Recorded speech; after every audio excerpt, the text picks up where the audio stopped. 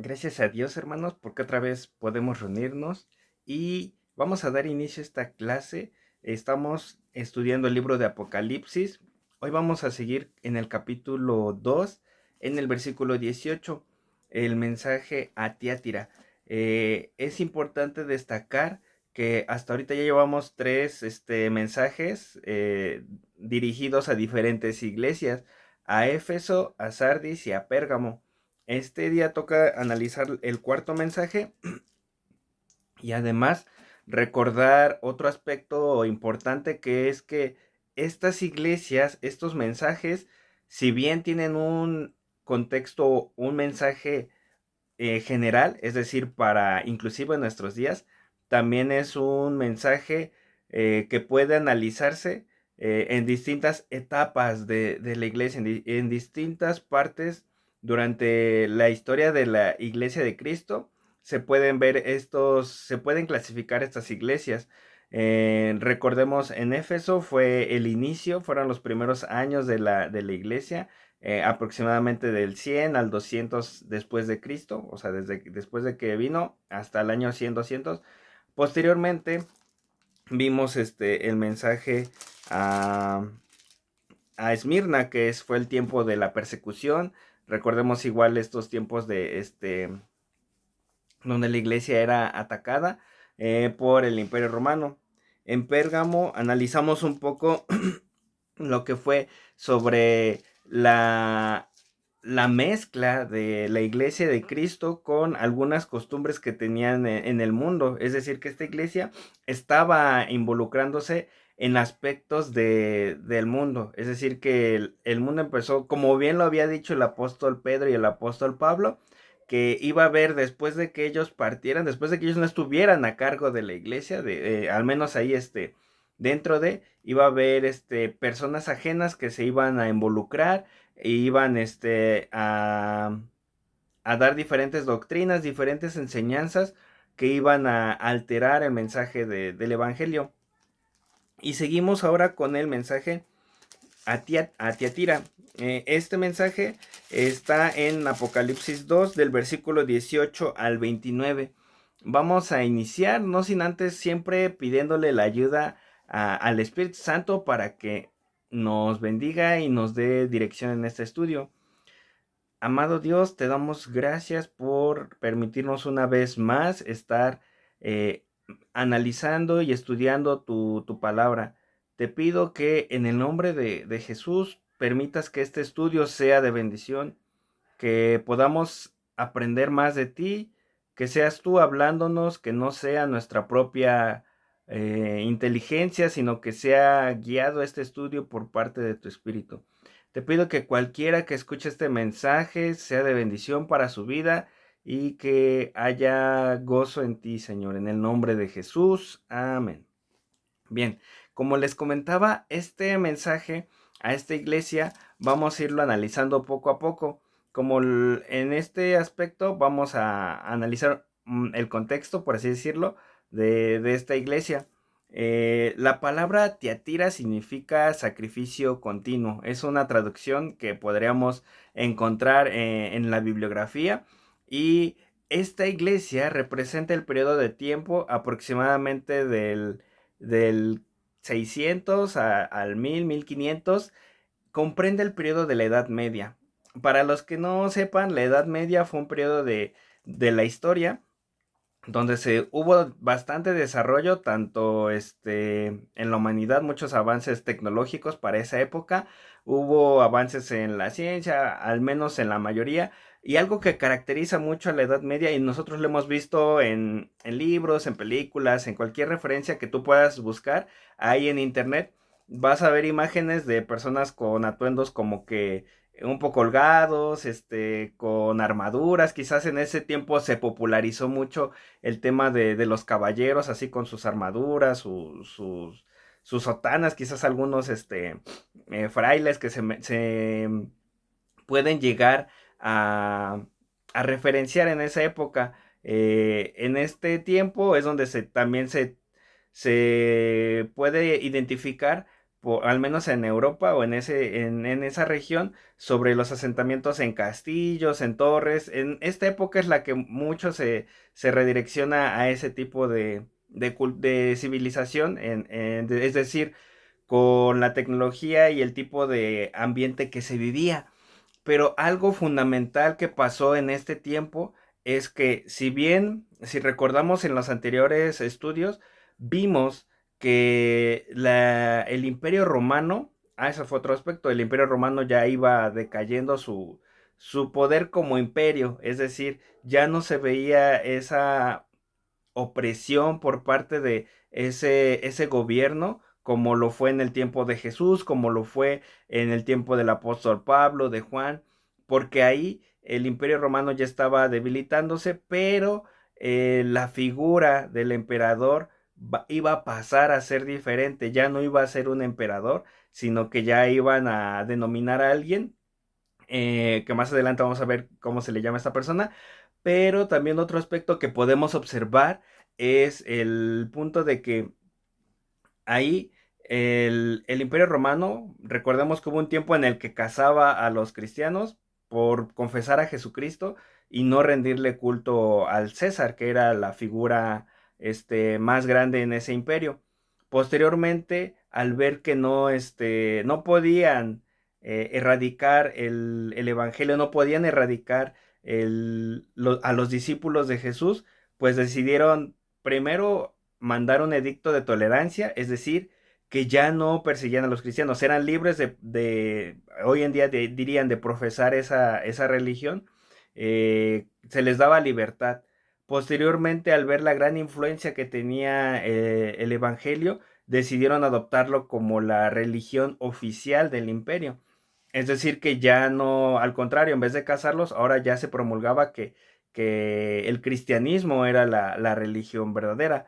Pero ¿qué pasó? Vemos a lo largo de los años que este tipo de alianza que adoptó el gobierno y el clero, lo llamaban en esos días, trajo consecuencias, como cuáles. Pues en esta edad, en la Edad Media, es cuando se vio muy marcado el periodo llamado las Cruzadas. ¿Qué quiere decir esto?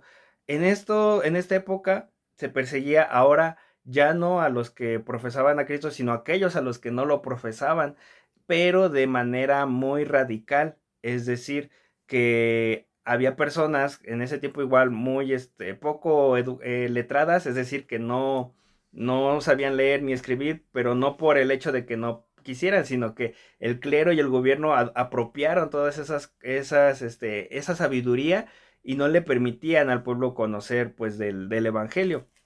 Entonces, en ese punto, mucha gente fue perseguida, inclusive verdaderos cristianos, por no seguir las costumbres que ya habían practicado, ya habían implementado este nuevo régimen, por así decirlo, que a pesar de que no era totalitario como los romanos, pero sí trajo consecuencias graves.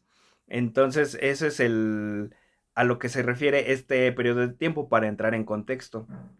Vamos a iniciar la lectura de nuestro versículo del pasaje de hoy, que es Apocalipsis 2, del versículo 18 al 29. Dice así: el mensaje a Tiatira.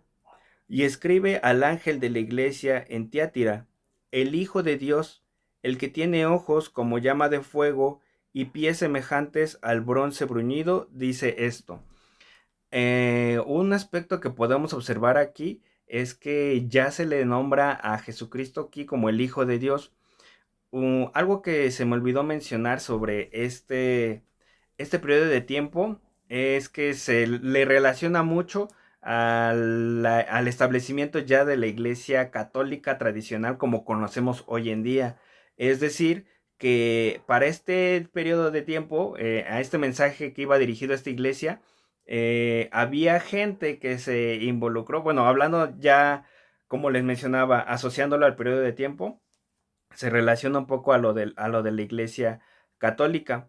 Pero si vamos un poco más allá, o sea, refiriéndonos al mensaje de esta iglesia, en ese punto de la historia, vemos que había, pues había, igual como les mencionaba, había personas que se introdujeron, que empezaron a enseñar cosas que no eran y es donde por eso se le remarca mucho este juicio. ¿Por qué es un juicio? Porque como leímos en este versículo, dice, el Hijo de Dios que tiene ojos como llama de fuego. ¿A qué se refiere esto? Recordemos que a Dios no lo podemos engañar, la misma Biblia nos lo menciona. Vemos que Dios puede escudriñar nuestros corazones con el poder del Espíritu Santo, con su palabra. Entonces no podemos engañarlo. Él puede ver lo que quizás nosotros ocultamos a las demás personas. Él lo puede escudriñar con esos ojos de llama de fuego, haciendo referencia a que sus ojos lo ven todo, o sea, pueden disipar cualquier oscuridad. Su palabra es luz, Jesucristo mismo es la luz del mundo. Entonces Él no puede ser engañado. Él puede ver a través de todo lo que nosotros queramos ocultar. Y en esa iglesia, en Tiatira, pues estaban pasando cosas que quizás a la luz a la vista de los hombres no eran malas, pero ante los ojos de Dios estaban errados, estaban equivocados. Y más adelante dice, y pies semejantes al bronce bruñido. Ya habíamos platicado un poco en estudios anteriores sobre el bronce que representaba juicio. Y gracias a Dios porque los pastores también nos compartieron un poco sobre el hecho de que el juicio, o el bronce más bien dicho, este material que era muy maleable y que se utilizaba para hacer el bronce bruñido, es decir, un bronce tan pulido que parecía un espejo que nos podía reflejar, y hacíamos mucha referencia o se pudo llegar a ese análisis sobre que al igual que la Biblia es como un espejo que nos hace reflejar y ver en lo que estamos mal, ver nuestras imperfecciones, así igual es el bronce. El bronce, si bien trae juicios para ver en lo que estamos mal, y por eso Jesucristo también usa este elemento como un símbolo del juicio. Entonces, aquí esta iglesia está siendo juzgada, pero ¿por qué está siendo juzgada? Vamos a ver primero los elogios que Cristo le hace a esta iglesia. Dice así el versículo 19. Yo conozco tus obras y amor y fe y servicio y tu paciencia, y que tus obras postreras son más que las primeras. Algo que cabe destacar de este periodo de tiempo de la iglesia, ya si analizamos el periodo exacto o el lapso de tiempo que les mencioné, del 600 al 1500, la Edad Media, es que en esa época hubo mucha manifestación de las obras de amor al prójimo, es decir, el amor que la iglesia tenía a Cristo lo demostraba a través de las obras, como lo podemos ver en Santiago, que él mencionaba que la fe sin obras es muerta. Entonces, en esta época, en la Edad Media, mucha gente obraba, manifestaba el amor de Cristo a través de las obras. ¿Cómo lo vemos? Pues en ese tiempo, o sea, hace un momento mencioné sobre las cruzadas como fue un suceso muy caótico, muy fuerte para la humanidad, pero también hubo cosas buenas, como cuáles. Principalmente en esta época, como les mencioné en un inicio, hubo el auge de muchas organizaciones, en este caso los lugares donde se les daba asilo a los enfermos, los hospitales, las universidades, muchos lugares donde genuinamente se hacían obras para ayudar al prójimo, para ayudar a las personas que en verdad lo necesitaban. De esa manera, verdaderos creyentes utilizaban el amor de Cristo para compartir y para hacer estas obras como lo menciona la Biblia, amor, fe, servicio y paciencia, que estos indudablemente son frutos del Espíritu Santo. Es decir, que esta iglesia en Tiatira tenía esos frutos, tenía los frutos del Espíritu Santo. Y el Espíritu Santo solamente obra en aquellos quienes se dejan ser usados, quienes permiten en verdad tener el ser instrumentos para la gloria de Dios. Y es por eso que en este tiempo la iglesia, y relacionándolo mucho a lo que les mencioné también, de que este pasaje podría aplicarse también a la iglesia tradicional, la iglesia católica, es lo que podemos ver también hoy en día, ¿no? Vemos gente que gracias a Dios le permite ser de bendición y manifiestan mucho las obras, manifiestan mucho el ayudar, el bendecir, el ayudar al pobre, el dar mucho, ¿no? El ser de bendición en cuanto a las obras. Pero hay algo que también hay que recalcar mucho y es lo que, esto ya es una percepción personal que he vivido desde que he tenido contacto con la Biblia quizás o con la palabra de Dios, es que en la religión tradicional o lo que nos llegan a decir muchas personas es de que si eres buena persona vas a ir al cielo, si te portas bien vas a ir al cielo, si haces buenas obras vas a ir al cielo, inclusive a veces ya lo tomamos como un modismo o como modo de burla quizás, no sé, pero me ha tocado que a veces hago un favor a alguien que no conoce de Cristo, pero le hago un favor o algo así y siempre me contestan de que, ay, qué bonito, te vas a ir al cielo. Y siempre es la misma palabra que llegan a utilizar, que sabemos que ya es como que muy tradicional, estamos muy acostumbrados, ¿no? Es decir, de que pues si haces algo bueno, si te portas bien, vas a ir al cielo. Y muchos medios han utilizado este método para hacernos entender, hacernos creer eso, ¿no? Que si te portas bien, vas a ir al cielo, ¿no? Y la Biblia no nos dice eso. La Biblia dice que si solamente arrepintiéndonos y aceptando a Jesucristo como nuestro Salvador, reconociendo que no es por obras, porque no hay nada que nosotros podamos hacer para llegar a ser salvos, sino que solamente reconociendo que hubo alguien, hubo solo una persona, a Jesucristo, quien hizo todo para que nosotros podamos ser salvos, es la única manera en la que podemos llegar al cielo verdaderamente. No es porque te portes bien o porque seas muy bonito o algo así, no. Simplemente la Biblia nos dice lo que es la verdad. Y aquí, pues, en esa época se tenía mucho, y hoy en día también lo podemos observar, como les mencionaba. Si haces buenas obras, te vas a ir al cielo, ¿no? Pero recordemos también lo que leí, el versículo que comentamos en Santiago, en el capítulo 2 dice que la fe sin obras es muerta, pero también Pablo recuerda que no es por obras, o sea, no es que tú hagas las obras y ya eres salvo o ya eres aceptado delante de Dios, sino que primero debemos aceptar a Cristo y por el amor que Dios nos da, por el amor que tenemos hacia Él, reconociendo que no es por nosotros, es cuando ya nuestras obras cobran sentido, cobran el verdadero sentido que es, que ya no las hacemos para ser salvos o para llegar al cielo, sino que como ya somos salvos, ya bueno, ya recibimos la salvación de parte de Cristo, podemos hacer las obras. Y no se contradicen, sino que se complementan. Es así como en ese tiempo, bueno, en el periodo de la Edad Media, hubo muchas obras también, y la iglesia de Tiatira también tenía muchas obras, pero esos eran frutos del Espíritu Santo. Y eso es la parte bonita, la parte buena de esta iglesia. Pero, ¿qué es lo que pasó? Que en el versículo 20 dice Jesucristo, pero tengo unas pocas cosas contra ti, que toleras que esa mujer Jezabel, que se dice profetiza, enseñe y seduzca a mis siervos a fornicar y a comer cosas sacrificadas a los ídolos. Aquí vamos a hacer un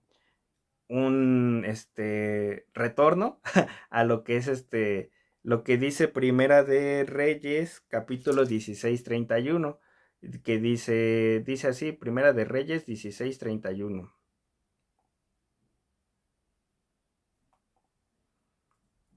Porque le fue ligera cosa andar en los pecados de Jeroboam, hijo de Nabat, y tomó por mujer a Jezabel, hija de Edbaal, rey de los Sidonios, y fue y sirvió a Baal y lo adoró. Aquí están hablando sobre el rey Acab, que recordemos, como lo vimos en el estudio de Reyes, este rey era un rey malo, malo porque desobedeció la palabra de Dios, hizo lo malo ante los ojos de Dios.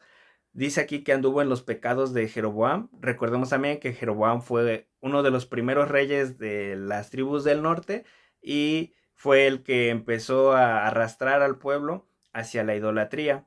Entonces aquí Acab hacía eso también, era idólatra, y para colmo dice que se casó con Jezabel, que no era del pueblo de Israel, y que para colmo, pues ella era, le servía a Baal, que es otro ídolo que se adoraba, bueno, hasta hoy en día tiene influencia, pero con otro nombre, pero en el tiempo del pueblo de Israel se adoraba a Baal y esta profetisa, esta Jezabel, era su sacerdotisa, ¿no? Algo que no nos menciona la Biblia, pero hay muchos registros, no nos menciona explícitamente, pero sí usa la palabra fornicación.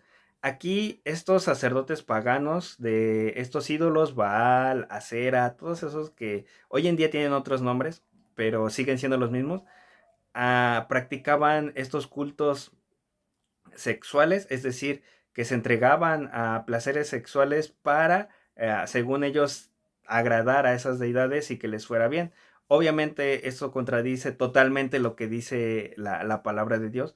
Dios nunca insta que se le adore de esa manera y solamente son influencias del enemigo. Sabemos que justamente es lo que trata el enemigo de tratar de engañar a la iglesia, engañar a los verdaderos hijos de Dios y hacerlos caer. Entonces aquí Jezabel es esa figura, es esa persona que inculcó malas prácticas en el pueblo de Israel. Lo podemos ver también en Segunda de Reyes 9:22, que dice así, Segunda de Reyes 9:22.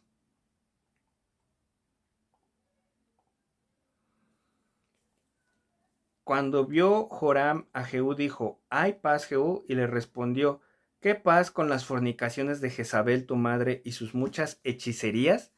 Aquí solamente son versículos para recordar que cómo era Jezabel. Pero si quieres leerlo más a detalle, vemos en Primera de Reyes desde el 17 en adelante, el capítulo 17 en adelante, vamos a ver esta historia de Elías y el rey Acab y Jezabel y cómo es que hubo este conflicto en el pueblo de Dios.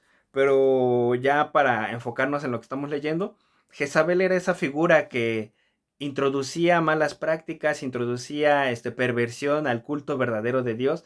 O sea, ella era esa persona que decía, no, pues es que a ustedes les enseñaron a adorar a Dios así, pero no, es así con estas prácticas.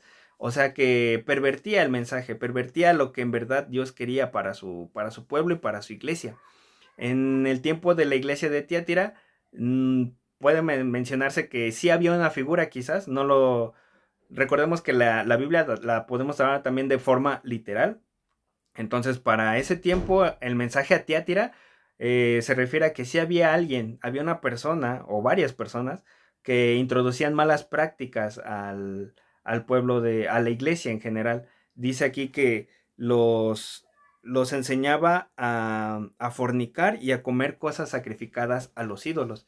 Y hoy en día recordemos también la iglesia católica, que es lo que una de las enseñanzas que muestra mucho es lo de hacer las fiestas a los ídolos, ¿no? A los santos que cada mes o cada cierto tiempo dedican fiestas a esas imágenes.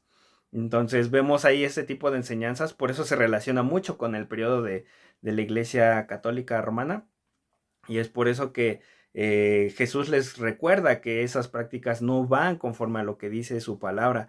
Recordemos también que cuando la Biblia menciona sobre fornicación, aquí lo menciona en la Biblia de fornicar, hoy en día pues no solamente es fornicar de las relaciones sexuales, sino fornicar en el aspecto de seguir a un ídolo, de adorarlo, y es la Iglesia Católica la que introduce mucho este concepto de las imágenes y de la adoración a los ídolos. De hecho, las prácticas que se mencionan y que todos lo conocemos hoy en día es también una de las figuras muy relevantes que es el papado. Es decir, la persona que se le denomina el papa es invención de la Iglesia Católica. Recordemos que pues ya no eran ¿cómo se llaman? Ya no eran gobernantes romanos, ya no eran los césares que se les mencionaba, sino que ahora la figura cambió y ahora eran los papas. Ahora era el papa el que iba a ser la máxima autoridad de ese gobierno, de esa región, y es la que tenía la última palabra, ¿no? Para hacer o deshacer, y que obviamente por estos mandatos es cuando se llega a autorizar, a dar el permiso de hacer estas cruzadas, que mucha gente lo dice también como una guerra santa, es decir, que lo estaban haciendo en el nombre de Dios, ¿no? Pero recordemos que no tiene nada que ver eso, porque pues la Biblia nunca respaldó ese tipo de prácticas. Otro aspecto que enseña esta iglesia es el culto a la Virgen, al niño, las misas, la enseñanza del purgatorio, todo eso se convirtió en unas doctrinas positivas en ese tiempo. Es decir, que la gente, al no tener conocimiento y acceso a la palabra en algunos momentos, pues les instruían estas enseñanzas, y ya hubo esta mezcla también nuevamente de que combinaban cosas de la Biblia con cosas prácticas que ellos habían adoptado de su antigua manera de idolatría. Y es por eso que, al igual que también Jezabel mató a muchos profetas, o inclusive mató a Nabot para adueñarse de lo suyo, así también la iglesia romana instituyó la Inquisición durante este periodo, que es lo que les mencionaba. Eran tiempos en los que se perseguía a verdaderos cristianos, o sea, que no se dejaban engañar, y eran igual asesinados por el hecho de seguir la verdad e ir en contra del imperio, bueno, de la iglesia católica. Al igual que Jezabel los sedujo, alejándolos de la verdad, así también esta doctrina de Jezabel que se introdujo en la iglesia en la Edad Media, también los alejó bastante de la verdad. Y hasta hoy en día prevalece ese tipo de prácticas. Ahora, no quiere decir que todos los católicos, los que se denominan católicos romanos, son idólatras, porque también dentro de la iglesia de Cristo hay idolatría, hay gente que confiesa ser hijo, bueno, seguidor de Cristo, y aún así siguen practicando, o seguimos practicando cosas que no afectan. Lo primordial o lo importante de este aspecto es el hecho de la enseñanza, de qué tipo de enseñanza reciben, y sabemos que Jesucristo y el Espíritu Santo es misericordioso y bueno para podernos revelar a todos, a todo el mundo, porque Cristo murió por todos, para que ahí donde estemos igual nos saque de ese lugar.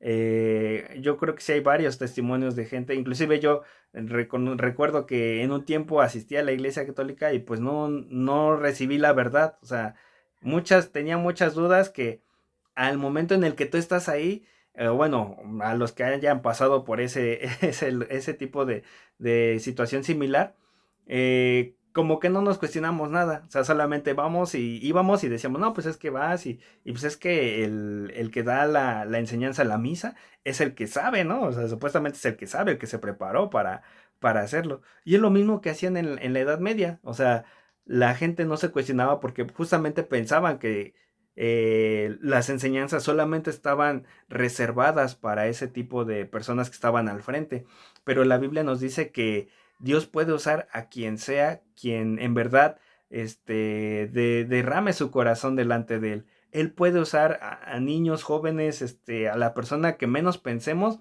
para dar a conocer su mensaje, el evangelio. Y en la Edad Media hubo mucho como les decía, esa relación entre el clero y el gobierno, es decir, que solamente el gobierno y la iglesia podían tomar las decisiones, pero el pueblo solamente tenía que escuchar. Y a veces es lo que pasa con la iglesia católica actual, pero recordemos, no hay que decir de que ay, todos son alejados porque son idólatras, sino simplemente seguir orando y saber que al compartir, Dios puede levantar y puede quitar la venda de los ojos a aquellos que estén dispuestos a seguirle. Por otro lado, hay gente que de verdad se va, dirían unos, montar en su macho, o sea, estar así justamente, pues en contra, decir, no, es que esto es y esto es y a mí no me vas a sacar de aquí. Y pues, ¿qué hay que hacer? Orar, solamente orar por ellos y darles gracias a Dios para que en algún momento Dios, bueno, la luz de Jesús les sea revelada. Ahora, vemos aquí también que, pues él es el que manda juicio a esta iglesia, y vamos a seguir más adelante. Dice, y le he dado tiempo para que se arrepienta, pero no quiere arrepentirse de su fornicación. Aquí observamos que Dios ha permitido y hasta hoy en día nos está dando tiempo para arrepentirnos, pero en este sistema de la iglesia romana es a la que también le ha dado bastante tiempo para que se arrepienta, y aquellos que han estado ahí sujetos a esa tradición, ha habido muchos casos, yo sé que sí, de gente que se convierte, o sea, que se arrepiente y se aleja. Muchos testimonios hay de personas que han salido de ese lugar, pero aún faltan más, y Dios nos está dando tiempo para que nos arrepintamos de todo eso. Dice el 22: He aquí yo lo arrojo en cama y en gran tribulación a los que con ella adulteran, si no se arrepienten de las obras de ella. Este es el primer versículo en el que Dios nos narra sobre la gran tribulación que habrá. Esta iglesia, a pesar de que inició o tuvo sus inicios en la Edad Media, haciendo referencia al periodo de tiempo, pero sabemos que desde Tiatira ya tenía pues influencias hacia la idolatría y fornicación. A pesar de eso, se nos da esta advertencia de que a esa iglesia, si no se arrepiente, va a atravesar la gran tribulación. Y es lo que sabemos, ¿no? O sea, que gente que no acepte el sacrificio de Jesús, a Jesucristo como su Salvador, pues va a estar apartado, es apartado, pero para el mal, en ese tiempo, en ese periodo de tribulación. Dice el 23: Y a sus hijos heriré de muerte, y todas las iglesias sabrán que yo soy el que escudriña la mente y el corazón, y os daré a cada uno según vuestras obras.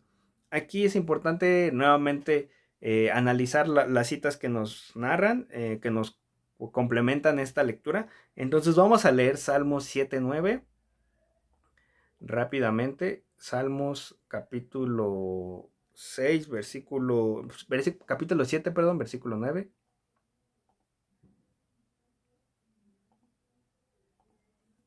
que dice así: Fenezca ahora la maldad de los inicuos, mas establece tú al justo, porque el Dios justo prueba la mente y el corazón. Vamos ahora a Jeremías 17:10.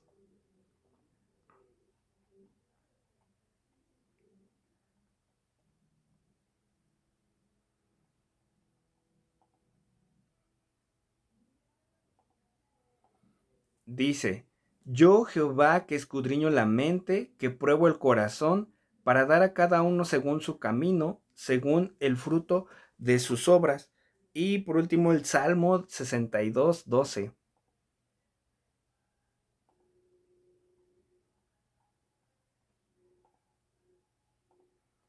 Dice: Y tuya, oh Señor, es la misericordia, porque tú pagas a cada uno conforme a su obra. Entonces vemos aquí que Dios es justo, ya lo hemos visto, pero es importante repasarlo día tras día, que Dios es justo. Entonces Él va a hacer el pago de las obras que hagamos hoy en día. Eh, Había estado leyendo sobre, ahorita relacionándolo un poco con lo que mencionábamos sobre la enseñanza, que otra enseñanza, otra doctrina que da esta iglesia es sobre el purgatorio.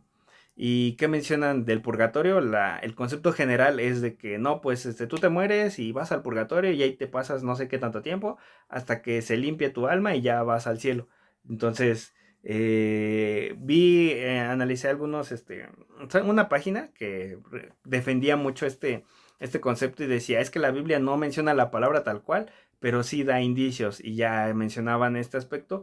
Y hay una parte donde dice el apóstol Pablo, si no estoy mal, en 2 de Corintios, que tengamos cuidado sobre dónde edificamos, que veamos si nuestra obra está en oro, en madera o en hojarasca. Y ellos utilizaban este versículo de que no, es que tiene que pasar por fuego eso para que se purifique, y ya, ¿no? Pero analizándolo mucho con lo que acabamos de leer, de que Él paga a uno conforme a nuestras obras, recordemos que la Biblia nos insta más que nada a que nuestras obras, que en verdad estén siendo puestas o edificadas sobre la roca que es Jesucristo. Es decir, que lo que nosotros hagamos, que no esté influenciado por el llamar la atención, el que las otras personas cómo me ven, el que para ganar dinero o cosas así, porque las cosas que no las obras que hagamos que no estén centradas en Él, dice la Biblia, ahí sí, nuestras obras, esos logros, en forma van a ser en forma de coronas, pero es decir, que esas cosas van a pasar por fuego para ver si en verdad lo hicimos por Él o si fue por nuestras propias intenciones. Y mencionaban ese versículo porque al final dice, si bien va a ser salvo, o sea, su obra se quema, pero será salvo como por fuego, ¿no? O sea, ellos utilizaban, o al menos esta página que leí, mencionaba ese versículo. Pero ahora analizándolo con lo que dice aquí la Biblia, hace más referencia sobre pues la verdadera intención de nuestro corazón y no relacionándolo con la salvación o algún tipo de purgatorio o prueba que tengamos que pasar después de que ya uno duerme en el cuerpo, sino que hace referencia a las obras, ¿no? A lo que tú en verdad hiciste de corazón, pero recordando nuevamente eso, que nosotros no hacemos obras para ser salvos, hacemos las obras porque Dios ya nos dio la salvación y gracias a Él y al Espíritu Santo podemos actuar, no es por nuestras propias fuerzas. Y más adelante dice, pero a vosotros y a los demás que están en Tiátira, a cuantos no tienen esa doctrina y no han conocido lo que ellos llaman las profundidades de Satanás, yo os digo, no os impondré otra carga, pero lo que tenéis, retenedlo hasta que yo venga. Aquí otra vez volvemos a lo mismo y aquí nos confirma un poco más lo que les comentaba hace un instante. No quiere decir que todos los integrantes de esa iglesia católica sean idólatras o sean en verdad seguidores aquí dice, de las profundidades de Satanás, sino que hay gente que en verdad genuinamente, al igual que en la Edad Media, había gente que de corazón genuino por amor a Cristo hacía estas obras y buscaba la verdad. Al igual que en la iglesia de Tiatira, que había gente que a pesar de que se les introducían estas prácticas, había gente que en verdad retenía la verdadera doctrina, que en verdad buscaba a Cristo con su corazón. Y hoy en día yo sé que hay gente que en verdad quiere buscar a Dios o busca a Dios, aún estando dentro de la iglesia católica. Es decir, que hay gente que no, cuando estemos allá con Dios, o sea, va a haber gente que ni nos pensábamos que iba a estar ahí. Y al contrario, va a haber gente que creíamos que iba a estar y no va a estar. ¿Por qué? Porque ante los ojos de las personas podremos aparentar tantas cosas, pero ante los ojos de Dios, como dice aquí, el que tiene ojos como llama de fuego, no podemos aparentar nada. Entonces, aquí les da esta palabra de ánimo y de esperanza, de que retengan lo que se les ha enseñado, lo bueno, y no y hasta que Él venga. Y dice aquí que no les impondrá otra carga. Es decir, que con el hecho de que ya están así batallando quizás entre estoy haciendo lo bueno o lo malo, pues hay cosas que a veces Dios entiende el contexto, Él nos conoce a plenitud. O sea, Él sabe por qué situación estás pasando, quizás están obligando a esa persona a ir, quizás a ti te obligaron en algún momento a ir y Dios conoce eso en verdad, o sea, Él sabe las peticiones de nuestro corazón, nos conoce a plenitud. Es por eso que hay que tener en cuenta que pues Él les da esta palabra de esperanza, de que lo que en verdad es bueno, lo que se les ha enseñado en verdad, con la verdad de Cristo, lo retengan hasta que Él venga. Dice el 26, al que venciere y guardare mis obras hasta el fin, yo le daré autoridad sobre las naciones, y las regirá con vara de hierro, y serán quebradas como vaso de alfarero, como yo también la he recibido de mi Padre. Vamos a leer rápidamente Salmos 2, del 8 al 9. Dice así la palabra: pídeme y te daré por herencia las naciones, y como posesión tuya los confines de la tierra. Los quebrantarás con vara de hierro, como vasijas de alfarero los desmenuzarás. Aquí está haciendo alusión al milenio, al reino milenario que Dios le ha preparado a Cristo y a aquellos a quienes lo sigan, que en verdad mueran por él, que den su vida, que le entreguen su vida a Cristo. Es a aquellos a los que les dice aquí: el que venciere y guardare mis obras hasta el fin. Ahora, nuevamente, no hay que confundirnos con lo de las obras. No se trata de que por nuestras propias obras, sino cuando dice las obras de Jesucristo es lo que Él ya hizo. O sea, cuando tú guardas lo que Él ya hizo, que fue el sacrificio y resurrección, cuando tú guardas lo que Él ya nos dio, ese regalo de gracia, y obviamente lo ponemos en práctica, es lo que a Él se refiere, de guardar sus obras, o sea, y todo lo que hacemos, recordemos como nos lo dice la Biblia, que todo lo que hagamos, sea de obra, o sea, todo lo que hagas, sea para la gloria de Dios, que reconozcamos que solamente Él es el que nos ayuda a lograr ciertas cosas. Dice, y las regirá con vara de hierro y serán quebrantadas como vaso de alfarero, como yo también la he recibido de mi Padre. El 28, y le daré la estrella de la mañana. Esta estrella de la mañana hace referencia a Jesucristo mismo, o sea, Él mismo se nos dará a nosotros mismos. Es decir, que al estar con Él, o sea, Él nos estaremos juntamente. Habla de una relación muy estrecha con Dios. A eso se refiere esta parte, de que si vencemos, si tenemos esa ese gozo, bueno, perseveramos hasta el final, al igual que en el mensaje anterior donde decía que se les iba a dar una piedrecita blanca y en el cual había un nombre que nadie más conoce, a esa relación tan estrecha se refiere, el que Él se nos dé como la estrella de la mañana, es un acto tan grande que no lo podemos describir, pero habla de una relación tan íntima con Dios. Y dice, el que tiene oído, oiga lo que el Espíritu dice a las iglesias. Ahora esta frase también antes lo veíamos al inicio de cada mensaje, que decía igual, ¿no? Que escucháramos, pero esta frase ya se va a repetir en adelante al final. ¿Por qué? Porque ya son como sonidos de advertencia. Las primeras tres iglesias que analizamos, como que guardan algo en particular, de que si bien también tuvieron mensajes de reproche, la primera que abandonó su primer amor, la segunda no tuvo mensaje de reproche, pero sí tuvo la persecución, por parte del Imperio Romano, y la tercera igual, ¿no? O sea, que guardaba ciertas doctrinas de los nicolaitas, que a Éfeso, dice la Biblia que Éfeso, la iglesia de Éfeso no las toleraba, pero Pérgamo sí como que dijo, bueno, a mí sí me gustan.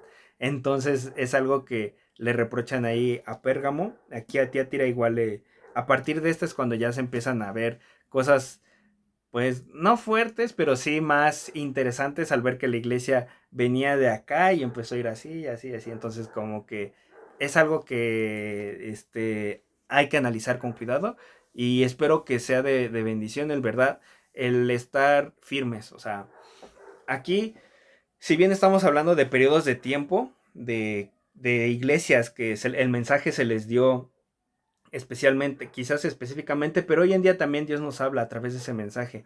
Nos dice sobre perseverar, sobre retener lo que Él nos ha dado, sobre no dejarnos engañar por las doctrinas o por las falsas enseñanzas que nos quieran inculcar. Sabemos que la verdad solamente está en la palabra y todo lo que tú escuches, hermano, todo lo que tú te llegues a cuestionar, primero lee la palabra, lee la Biblia y pidiéndole a Dios obviamente que nos revele, que nos dé respuestas sobre lo que nos enseñan, lo que estamos, inclusive este mismo estudio, pedirle a Dios discernimiento para decir, bueno, ayúdame a retener lo que es bueno y a desechar lo que no me edifica o lo que aquí tuve dudas, pues tratarlo igual de irlo complementando en el estudio. Y pues gracias a Dios por este momento y vamos a dar gracias por este tiempo y espero que en el momento de dudas y comentarios puedas, eh, pues con la ayuda de los pastores igual tratar de complementar, de edificarnos juntamente como iglesia.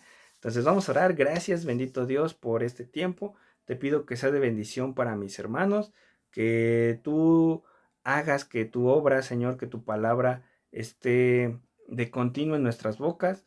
Ayúdanos a obedecerte, a hacer las obras que te agradan, pero por amor a ti y no por nuestras propias fuerzas. Te pido, Dios, que también bendigas este estudio, que cualquiera que lo escuche, que rescate lo bueno y que deseche lo malo, Señor. Que seas el Espíritu Santo el anfitrión, en el nombre de Jesús. Amén.